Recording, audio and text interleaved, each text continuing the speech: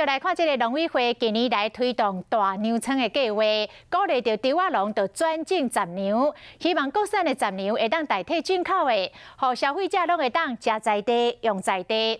这个农委会佮甲便利商店来合作，今仔日推出着5款用这个豆奶、豆乳的产品，希望乡亲会当多多来支持。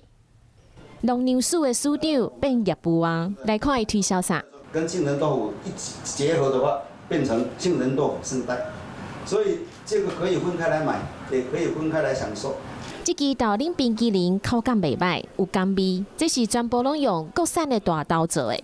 还有这个豆奶鸡卵糕，绵绵的乌麻鸡卵糕，搭配豆奶的鸭，食起来真爽脆。农牛署推广的5种产品，原料拢是台湾农民辛苦种出来的大豆，唔是基因改造，拢有丰富的营养。